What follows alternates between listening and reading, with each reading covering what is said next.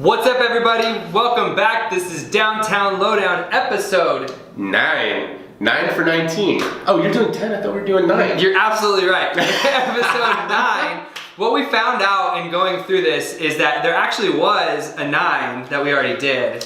Yeah, but I don't recall what we even talked about or who even started it. Could have been other people. I think it was in September, so maybe we're talking about Halloween or like October, like the haunted crawl or something. So anyways, it's lost. So it doesn't exist anymore. So that's episode 8.5, and that's going to be completely lost. So we are back with episode 9, which is also our first episode of 2019. Right? If you guys can't read that, zoom in.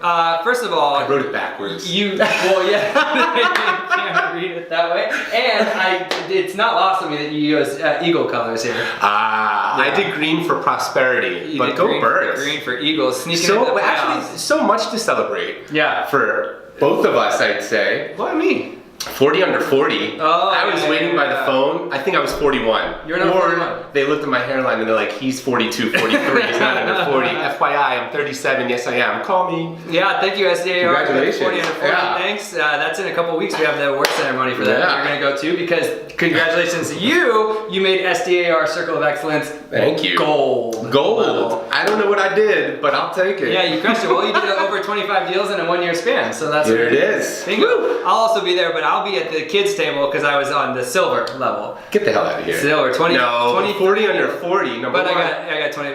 This is really just like we're tooting our own horn, so we should. We're a little narcissistic, but here's the deal. This is why it's been a while since you've seen us. We're actually working and doing stuff. Yes. Instead of providing info to you guys, which we need to find a happy medium in 2019 of doing both. 100%, more consistent. 100%. So there's 2 topics I really want to jump into. One is going to be the state of the market, since it has been 3 or 4 months since we've done this show. So the state of the market, what are we looking at? We've had a huge shift. And so we're going to talk about that. And then we're going to talk about what developments, nothing necessarily new has been broken ground since we last talked, but there's, what are you most excited about in 2019? We just talked about it. Exactly. We'll see. So starting off, state of the market, downtown San Diego, really San Diego in general, because it's, not super hyper local, but what are you feeling? What are you seeing out there? I don't even know if it's San Diego or just the United States of America. Total buyer's market. Interest rates are kind of fluctuating. They've gone up and then they've gone down a smidge. They're going up more than they're going down, and they're going up 2 faster. steps forward, 1 step back, 2 steps forward. Yeah. Right. Which is still kind of shows, lock in that rate. If you think it's good, you lock in that rate. But total buyer's market, I've seen a dip of around like 20% in prices. People doing reductions of around 40, 50,000 on a $500,000 pad. What I'm seeing too is it's not 20%. It's not like the market went down 20%. It's a lot of times what's been happening in the last 6 years is people are overpricing by 10%, because they could, right? It's been super easy to be a real estate agent the last 5 years. You just put 10% on the last comp and you could sell it with multiple offers. But now, good listing agent. Correct. And so now what happens is people who did that, they were up 10%. Now they're having to reduce 20 because the market maybe corrected 5 to 10. And so I'm starting to see that's totally normal to see, a market correction. I wouldn't call this a crash per se. It's just a market correction when it comes to pricing your home. But because interest rates are still low, still sub 5% or at 5%, which is historically extremely low, there's still a lot of buyer demand. Absolutely. And the buyers have choices now, because instead of multiple offers on one house, and there only being one house to choose from, there's now 5 houses to choose from because there's a little bit of inventory left, which means buyers have a little bit of options. I'd say that, and with my, I have 1 listing left. It shakes it when you touch it. Sorry. It's all right. I'm shaking too. I know. A lot of coffee. So, my listing, I have 1 listing now, a couple more coming on, but I have 1, it's not even active to expire, but it will be for rent or for sale. A lot of the buyers are like, they're not ready to decide yet. Yeah, they know that they have time. There's no like, oh my God, there's 3 other offers, let's get it in there. It's been on the market for 4 days, so many people have saw it. We've been on the market for 3 months, and we've reduced. It is a beautiful condo. It's just, we're finding that sweet spot of where it is, but it just, buyers are like, I have time. Yeah. And they're right, they do have time. But again, with interest rates, if you're a buyer's agent out there, what do you do to not accelerate the process? You can't force anyone to do what they don't want to do. Right. But interest rates are going to be going up. So I always tell people, again, it's that who cares what you pay for? It's your monthly payment. 100%. That matters. The same thing. It's not the difference between $520 and $510. Don't get caught up on that $5 grand or $10 grand, and especially when you're talking about it being a $10 a month difference in your payment. You just got to get in there. Yeah. And then from there, you'll be able to, it's your monthly payment that you're actually paying each month. So that's the number you should really worry about, right? Right. I just think also, people are like, this is our first little dip since that Great Recession, and everyone's up in arms, like, oh my God, it's going to happen again. Yeah. I doubt it. It seems like once every 100 years, something like that. Yeah, that's a generational thing, and that's, I think, that maybe as I'm 33, so maybe that's the only dip I know. So I can see why other 33-year-olds are kind of hesitant to jump in because they think that's going to happen. But for the 4 years leading up to that dip, they were, anybody could get a loan, statement income, all that type of stuff. That hasn't been the case for the last 5 years, 6 years. You've had blood, sweat, and tears to get a loan. So even with the market correction, there's not a lot of people who are in houses now that shouldn't be in houses now, like it was in 04, 05, 06. Truth. And here's the deal too.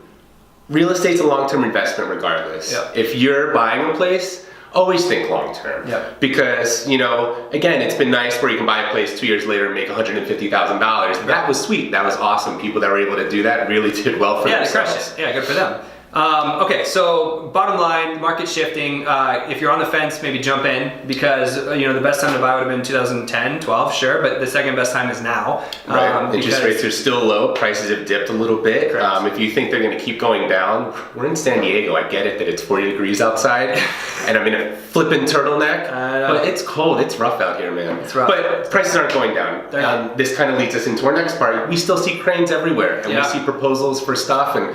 2019 we may slow down a little bit, but there's a couple projects I'm stoked for, and one of them is breaking ground next month or Q2. Yeah, which project? I'm talking about the Ritz, baby. Yeah. So, I think they said Q2 is the latest that. So now Whole Foods backed out. Mm-hmm. Okay, so this is now we're into specifically downtown again. Obviously, we've talked about this project in the past. The Ritz-Carlton on Market Street between 7th and 8th. Yep. That'll take up the block between Market and Island.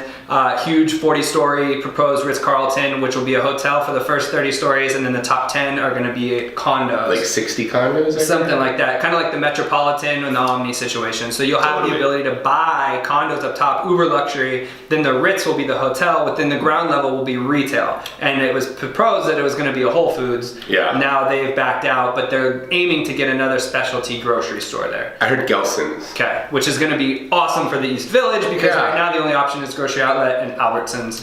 No knock on grocery outlet. No knock on grocery outlet and Albertsons. It's just another option. True. Especially for people at Alta, Gaslamp City Square, who it's just going to be closer for them. It's more easily accessible. So. But Bosa owns grocery outlet. The rumor mill is. Yep. I heard the rumor mill is that could be his next project. Really? Mm-hmm. So he's underway. Bosa, we've talked about, is the biggest developer in downtown San Diego. He's actually got Savina underway right now. He's still selling out Pacific Gate. He owns about 12 other lots in downtown San Diego. He's even doing his first rental. His first rental building called The Block up on 7th and Broadway. That'll be like 600 rental units or something nutso, right? And that'll be the tallest residential building in downtown. That'll be the biggest residential building too. I think Vantage Point is it now, and they're at 450 or something like that. Pinnacle, the yellow is like. Right now. Oh no, I'm not talking about height. I'm talking about units. Oh, I was talking about height. Yeah. But I still think Pinnacle the Park will be the densest on the block. Really? I know they're the tallest for sure. Yeah. And then they have 2 blocks. So talk to me then about new developments that are scheduled, or what's your most exciting besides? Well, no, I guess the Ritz would be first because that's at least guaranteed. Correct. It's happening. Yes. Yeah, it's happening in 2019. So look forward to that. What else? What have you heard on the rumor mill as something that's proposed that maybe we haven't seen a crane on yet? So what kind of stokes me so much is, and it's in an area that's really blighted and can use some height. So it's right across from Smart Corner on the corner of Park Boulevard and Broadway, or 13th and Broadway. For people that live in East Village in that northern part, you might know it as the hole in the ground with mosquitoes everywhere because it's just been non-existent for a couple years because they discovered a fault line. The fault line was larger, can't be wood construction. This building was supposed to be 6 stories. Bottom line, it's scraped. Now they're proposing 3 buildings, 2 6-story mid-rises and a 500-foot 40-story luxury high-rise. So 3 buildings on the same block. Correct. A la Ballpark Village-ish, where there's a couple low-rises, a big high-rise. Yeah, I think the previous building, it's just called Park, B and like Park 13th and C or something like that. From some no-name developer that just didn't do his homework, and it's just been a hole in the ground. This looks really awesome because what's awesome about this area is talk about maybe a smart investment and affordable Smart Corner. South side, you have those 2 32-story towers going up by Pinnacle. This proposed building, Broadway and E, which would be 41, 42 stories tall from Pinnacle. So They're calling it 11th and E. 11th and E? Yeah, I know. Yep, 40, Makes sense. 41 or 42, I think. That'll be condos. And then the two Right. towers are going to be apartments and low income. And then this is still deciding. If it was me, I would say the high rise could be condos, and then the low rise is, apartments. But you're looking at, so what's that? 232 stories being built as we speak. Yep. A 41 story that has been approved right across the street. Yeah. And now this 40 story guy going up. And Smart Corner is one of the most affordable buildings downtown for a reason. You think of Smart Corner, you think off the beaten path a little bit. Yep. Fast forward 5 years from now, That'd talk be about that path being completely just laid out. 100%. Right. Because that whole area, you have Broadstone Makers Quarter just opened up on 16th and Broadway, and then you have Punch Bowl Social, 10 Barrel Brewing. Like a lot of stuff is filling in that area now. Yeah. That 5 years from now, the empty lots will be filled in as well with commercial businesses, and it's just going to be a place that people want to go. And there's all plans for that. And again, this is like 5-6 years from now, because real estate's a long-term investment. 100%. And build that portfolio, come downtown. It really is great. And with all this building going on, and with all this stuff, it's the new year. Some people have resolutions to make more money, do better stuff for themselves. Real estate can really help you live that kind of lifestyle that you want. Love it. Cool. Absolutely. First episode of the year, number 9 in the books. David, how can people find you? It's been a while. I know. But Google me, looks me up. 858-527-2269. D as in David, P as in Peter, S as in Sam, dpsrealestate@gmail.com. Instagram, Facebook, all that good stuff. Not many David Spiewaks. Do your best to spell it. Spiewak. Find me. Bingo. How about yourself? Find him. Jason Cassity with Compass. Jason.Cassity, Cassity @compass.com, 619-800-6178. Or you can look me up on social media as well. So, bingo. Thank you so much for tuning in. We'll see you soon with episode 10 coming at you. That was a terrible ending. That's okay. Happy New Year. See you soon. Peace.